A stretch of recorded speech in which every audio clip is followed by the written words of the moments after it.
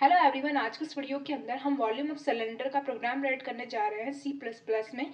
तो आज का हमारा टॉपिक है वॉल्यूम ऑफ सिलेंडर, यानी कि C++ में हम सिलेंडर का वॉल्यूम कैलकुलेट करना सीखेंगे। ठीक है, तो चलिए हम स्टार्ट करते हैं। सबसे पहले हम ये डिस्कस करेंगे कि हमें कौन सा फॉर्मूला यूज़ करना है जिसके थ्रू हम इजीली हमारा जो सिलेंडर का वॉल्यूम होता है उसको हम कैलकुलेट कर पाएंगे। ठीक है, तो हमारा फॉर्मूला होता है volume of cylinder equal pi multiply radius again radius और मल्टीप्लाई हाइट। ठीक है, ये आपका फॉर्मूला होता है जिसके थ्रू आप आपके प्रोग्राम के अंदर इस फॉर्मूले को यूज़ करेंगे तो आप इजीली सिलेंडर का जो वॉल्यूम है उसको आप कैलकुलेट कर पाएंगे। ठीक है, तो चलिए हम स्टार्ट करते हैं प्रोग्राम में हम मेन फंक्शन से हमारी प्रोग्राम की स्टार्टिंग कर रहे हैं।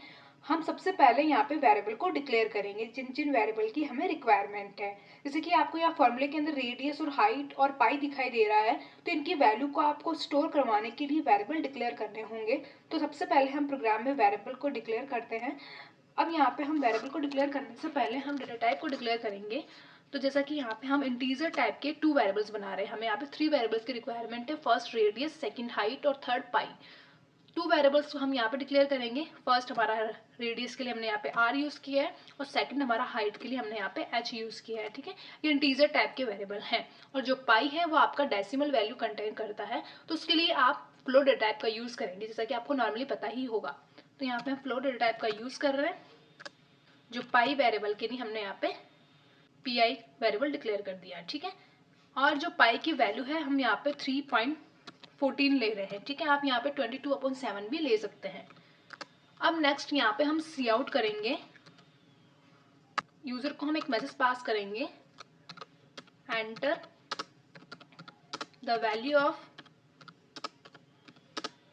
रेडियस, ताकि यूजर रेडियस की जो भी वैल्यू होगी उसको इनपुट कर दें। ठीक है, अब जो यूजर वैल्यू इनपुट करेगा उसको हम वापस सेंड करेंगे और हमारा जो आर वेरिएबल है जो हमने रेडियस के लिए बनाया है उसके अंदर हम इसको स्टोर करवाएंगे। इसकी जो भी वैल्यू होगी उसको हम यहाँ पे आर वेरिएबल के अंदर स्टोर करवाएंगे। ठीक है, नेक्स्ट हम एक और सी आउट का यूज कर रहे हैं और उसके अंदर हम यूजर से हाइट की वैल्यू इनपुट कराएंगे। तो यहाँ पे उसके हम मैसेज पास करेंगे, एंटर द वैल्यू ऑफ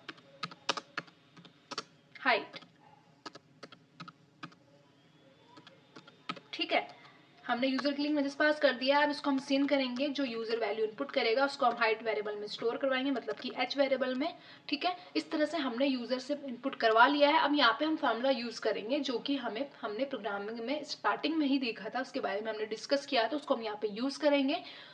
तो उसके अंदर जो मल्टीप्लाई हो रहा है, मतलब कि जो हाइट मल्टीप्लाई रेडियस हो रहा है, फिर पाई भी मल्टीप्लाई हो रहा है, तो इन सभी की जो फाइनल जो रिजल्ट आएगा मल्टीप्लाई होने के बाद जो फाइनल रिजल्ट आएगा उसको भी हमें स्टोर करवाना होगा।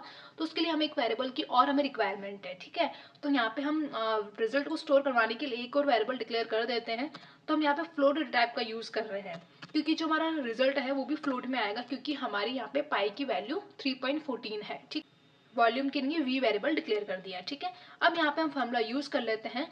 तो आपका वॉल्यूम इक्वल पाई मल्टीप्लाई करेंगे आप रेडियस अगेन रेडियस और फिर हाइट। ठीक है, इस तरह से आपने फॉर्मूला यूज कर लिया है। अब आप यहाँ वापस सी आउट करेंगे और जो आपका फाइनल रिजल्ट आएगा उसको आप यहाँ पे आउटपुट स्क्रीन के ऊपर प्रिंट करवाने के लिए सी आउट कर रहे हैं और एक यूजर के लिए एक मैसेज पास कर देते हैं, ताकि यूजर को क्लियर हो जाए कि आपका ये फाइनल रिजल्ट है। ठीक है, ऑफ सिलेंडर। ठीक है, यहाँ पे हमने यूजर के लिए मैसेज पास कर दिया और हम यहाँ पे जो हमारा वेरिएबल था वॉल्यूम के लिए v, उसको हम यहाँ पे यूज कर रहे हैं, ताकि क्योंकि इसके अंदर ही हमारा जो फाइनल रिजल्ट आके स्टोर हो रहा है, इसलिए। ठीक है, तो इस तरह से हमने हमारा जो प्रोग्राम है उसको कंप्लीट कर लिया है और अब हम इसको सेव करके एग्जीक्यूट करेंगे। सबसे पहले हम रेडियस इनपुट करेंगे, तो जैसे कि हमने यहाँ पे 7 इनपुट किया है और हाइट हमारी 5 रख रहे हैं हम यहाँ पे, तो आपका रिजल्ट आएगा 769.3। ठीक है, तो इस तरह से आप सिलेंडर का वॉल्यूम कैलकुलेट कर सकते हैं C++ में।